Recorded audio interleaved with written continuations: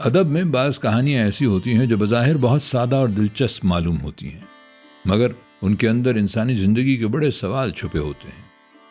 کبھی ایک چھوٹی سی تمثیل، ایک ہلکا سا مکالمہ یا دو ننھے کرداروں کی گفتگو ہمیں اپنے سماج، اپنے رویوں اور اپنے رشتوں کے بارے میں اتنا کچھ سوچنے پر مجبور کر دیتی ہے کہ آدمی کہانی ختم ہونے کے بعد بھی دیر تک اس کے ساتھ چلتا رہتا ہے۔ ہمارا ماننا ہے کہ کتاب جو ہے وہ ہم سفر ہے، کتاب جو ہے زندگی کی بلوچستان کی عوامی داستانوں میں ہانی اور شہ مرید غالباً سب سے پرانی طرح لوگ کتابوں سے جڑ جائیں، علم۔ یہ سن 1951 کی بات ہے کہ میں نے شاید احمد دہلوی کی زبانی ان یادوں کی دلچسپ۔ میں ہوں آپ کا میزبان عارف باحلی۔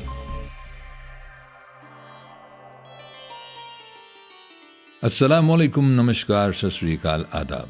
دوستو صاحبو، میں ہوں عارف باحلیم اور آپ دیکھ رہے ہیں بولتی کتابیں، جس میں ہم اردو افسانے اور فکشن کی بڑی آوازوں کو ان کی نمائندہ تخلیقات کے ذریعے آپ کے سامنے لاتے ہیں۔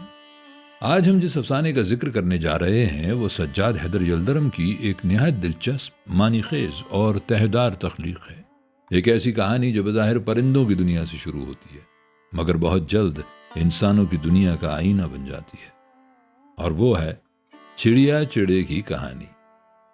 یہ افسانہ اپنی سادہ اور دلاویز فضا کے ساتھ آہستہ آہستہ قاری کو اپنے اندر لے جاتا ہے۔ سجاد حیدر یلدرم کی یہ خوبی ہے کہ وہ بظاہر ہلکے اور رواں انداز میں بات شروع کرتے ہیں، مگر لفظوں کے درمیان ایک ایسی معنویت رکھ دیتے ہیں جو کہانی کے آگے بڑھنے کے ساتھ ساتھ کھلتی چلی جاتی ہے۔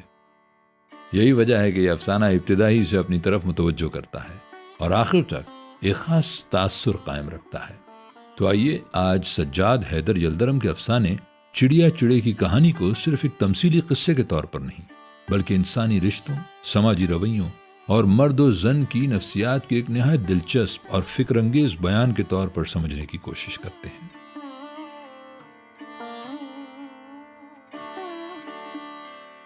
چوں چوں چوں چوں چڑ چوں، چڑ چوں چڑ چوں، سب غلط، سب جھوٹ۔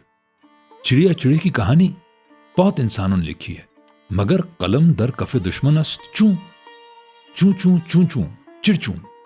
میری اور چڑیا کی لڑائی بہتان، چڑیا کا آنکھیں دکھنے کا بہانہ کرنا افطرا، چوں چوں چڑ چوں چڑ چوں۔ آؤ میں اب تمہیں چند باتیں سناؤں کہ تمہاری آنکھیں کھلیں۔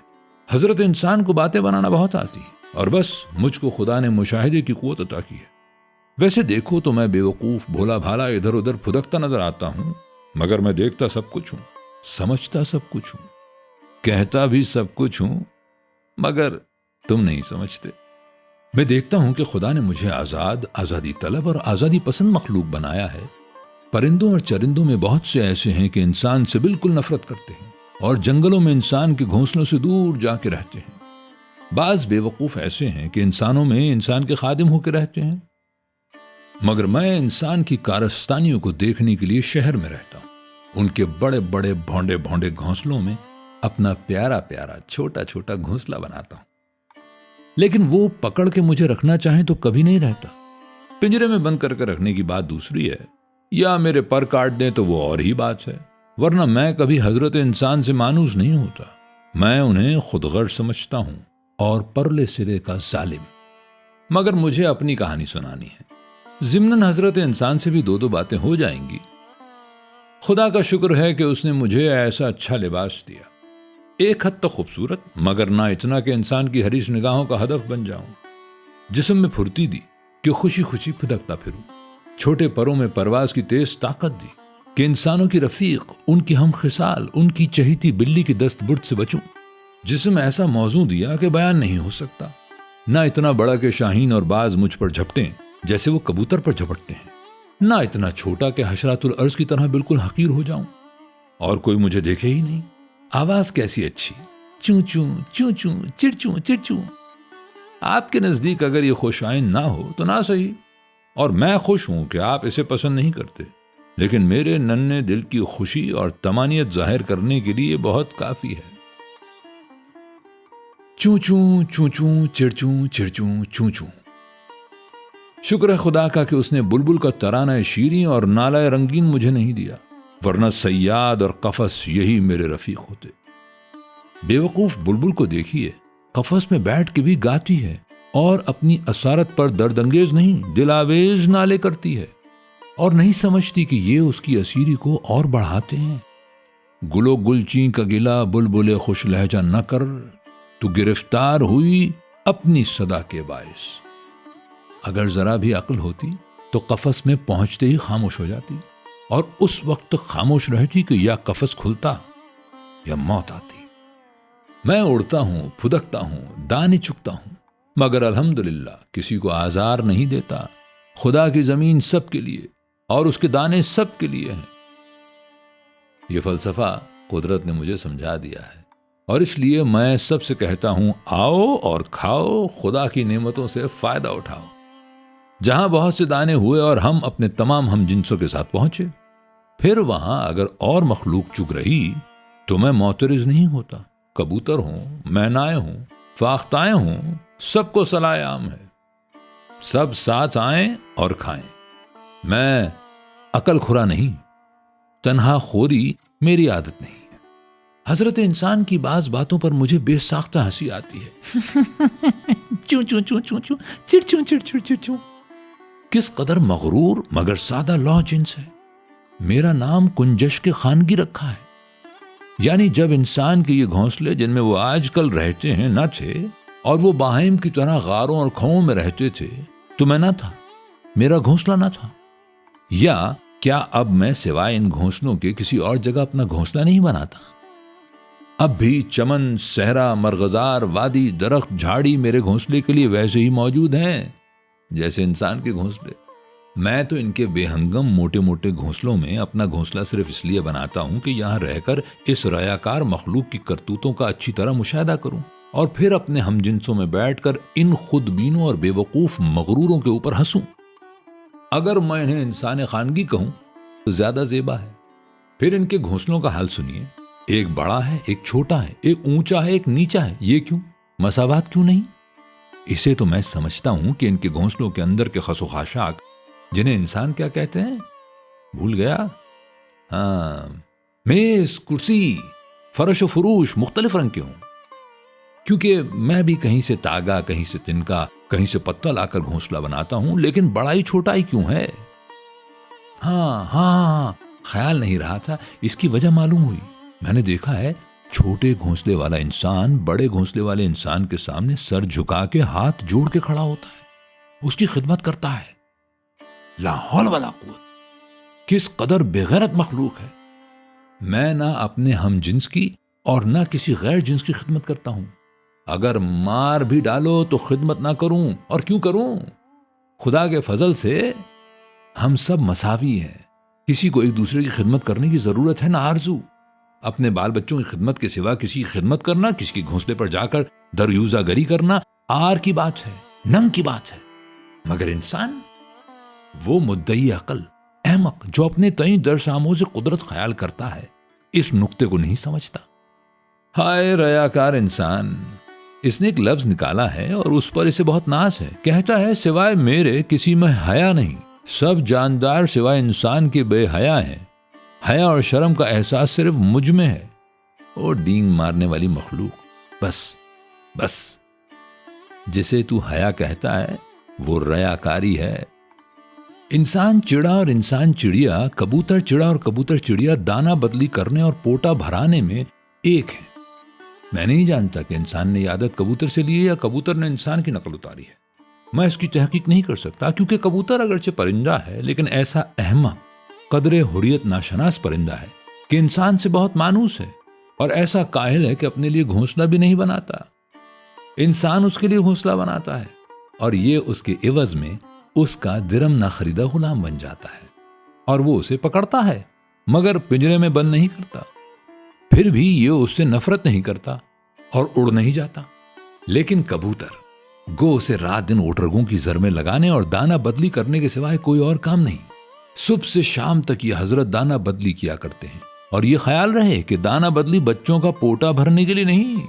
اگر ایسا ہوتا تو کوئی تعجب کی بات نہ تھی، کیونکہ بیچارے بچے اڑ نہیں سکتے اور ان کا پوٹا ماں باپوں کو ہی بھرنا پڑتا ہے۔ مگر کبوتر یوں ہی بے فائدہ ایک دوسرے سے چونچ ملایا اور پھڑپھڑایا کرتے ہیں، اور 1 منٹ 2 منٹ نہیں، घंटों यूं ही किया करते हैं। गो कबूतर को इसके सिवा कोई और काम नहीं, ताहम सादा लौह और साफ दरू मखलूक, वो कभी इंसान की तरह छुप छुप के दाना बदली नहीं किया करते। मगर हजरत इंसान, इनका बाबा आदम ही निराला है। दाना बदली में ये कबूतर से कम नहीं बल्कि बड़े हुए ही होंगे।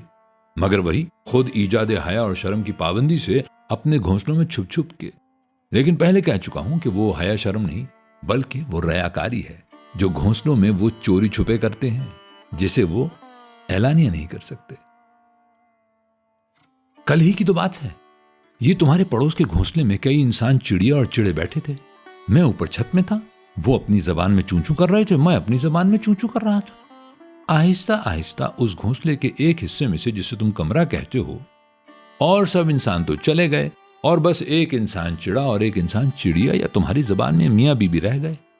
अब उन्होंने दाना बदली शुरू कर दी और फिर वही प्यार मोहब्बत की बातें होने लगी। तुम कहोगे कि इसमें रयाकारी की कौन सी बात हुई? सुनिए, जब उनके हम जिन्स बैठे थे उस वक्त उन्होंने ये बातें क्यों रवाना रखी? अगर कहो शर्म की वजह से तो बहुत खूब, तो बाद में भी तो मैं कमरे में मौजूद था। पहले मुझे ख्याल हुआ था कि शायद इन्होंने मुझे देखा नहीं, इसलिए मैं उड़ के और फड़फड़ करके उनके करीब मेज पर जा बैठा, कुर्सी पर जा बैठा, वहां से उड़ के दीवार में जो तस्वीर लगी हुई थी उसके चौखटे पर जा बैठा। तब भी उन पर कुछ असर नहीं, अपने काम से काम। आखिर मैंने जोर जोर से चिल्लाना शुरू किया, मैं यहां हूं मियां, मैं यहां हूं, चूं चूं चूं चूं चूं चूं चूं चूं चूं चूं। मगर बेहयाई देखिए, मुझे देख के दोनों ने हंसना शुरू कर दिया। मुझे निहायत गुस्सा आया और मैं उनको गालियां देता हुआ फुर से कमरे से बाहर उड़ गया। फरमाइए, आप ही फरमाइए, आप इसे क्या कहते हैं, हया या रयाकारी हैं?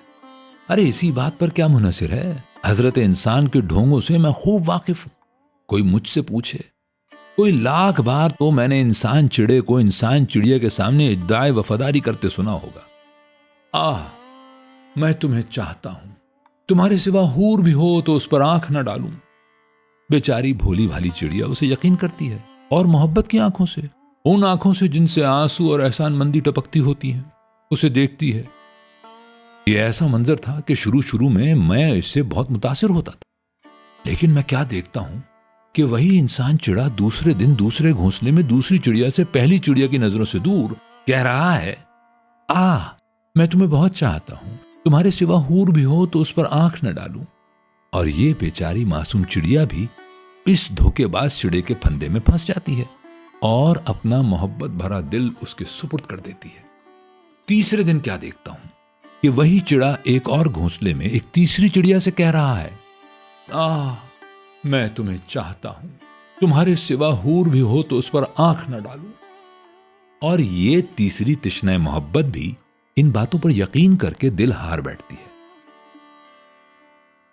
आखिरकार एक दिन आता है कि तीनों को हकीकत मालूम होती है और या कुओं में से चंद जान बाख्ता इंसान चिड़ियों की लाशें निकलती हैं या अफीम उन्हें अबदी नींद सुला देती है। दिल चाहता है इस नापाक मखलूक को ठोंगे मार मार के मार डालूं।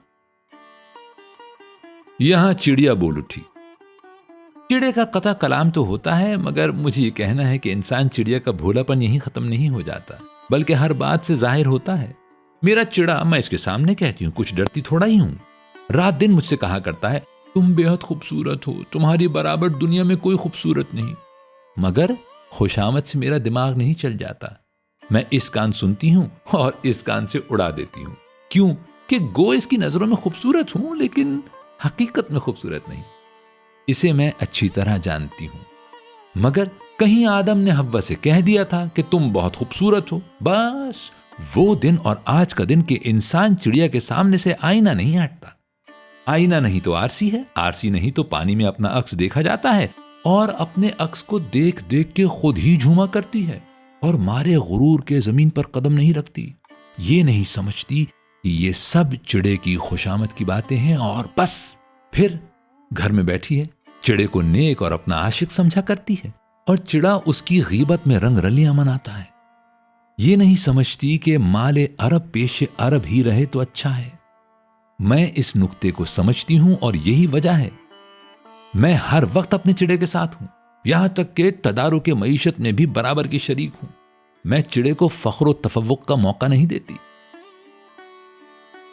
چڑے نے پھر کہنا شروع کیا، اب مجھے دیکھیے، یہ کچھ غرور اور ستائش کے طور پر نہیں کہتا، اور نہ اپنی پیاری چڑیا کو سنانے کے لیے کہتا ہوں، بلکہ واقعہ بیان کرتا ہوں کہ میں بس ایک چڑیا کو دل دیتا ہوں، ایک کعبے کا طواف کرتا ہوں، ایک دیوی کے گرد پھرتا ہوں۔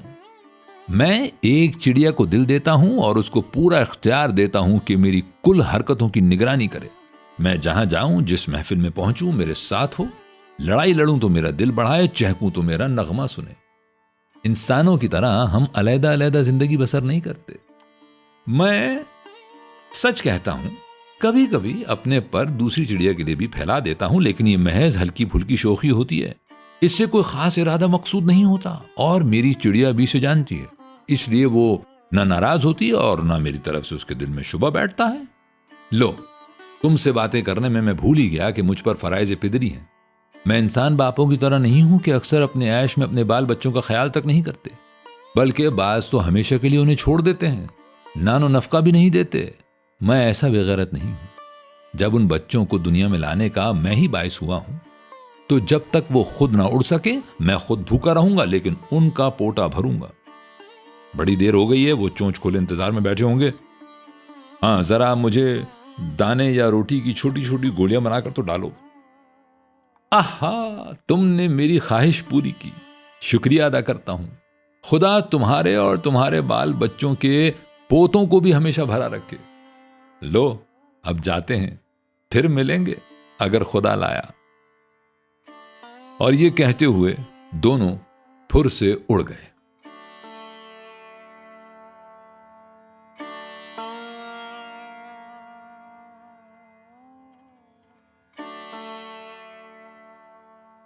دوستو صاحبو، چڑیا چڑے کی کہانی محض ایک افسانہ نہیں، یہ ہماری زندگی کے ایک بہت پرانے اور بہت گہرے سوال کا نہایت لطیف اظہار ہے۔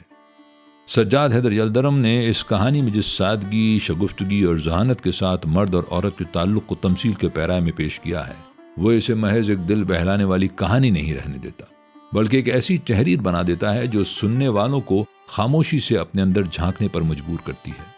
اس افسانے کی خوبصورتی یہی ہے کہ یہ نہ تو خطبہ دیتا ہے، نہ کسی ایک فریق کا سیدھا فیصلہ سناتا ہے، یہ بس ایک منظر بناتا ہے، ایک مکالمہ سناتا ہے، اور پھر قاری یا سامع کو خود یہ محسوس ہونے لگتا ہے کہ انسانوں کی دنیا میں رشتے کتنے پیچیدہ، کتنے نازک اور کتنے معنی خیز ہوتے ہیں۔ بڑا ادب شاید یہی کرتا ہے، وہ سچ کو زور سے نہیں کہتا، بلکہ اس طرح ہمارے سامنے رکھ دیتا ہے کہ ہم خود اس کی گہرائی محسوس کرنے لگتے ہیں۔ چڑیا چڑے کی کہانی بھی ایسی ہی ایک تحریر ہے، نرم بھی، دلچسپ بھی، اور اپنے اندر ایک خاموش چبھن بھی رکھتی ہوئی۔ اگر آپ کو یہ پیشکش پسند آئی ہو تو چینل کو ضرور سبسکرائب کیجیے، ویڈیو کو لائک اور شیئر کیجیے، اور کامنٹ میں بتائیے کہ اگلی نشست میں آپ کس بڑے افسانہ نگار اور کس نمائندہ افسانے کو سننا چاہیں گے۔ میں ہوں عارف با حلیم اور آپ دیکھ رہے تھے بولتی کتابیں۔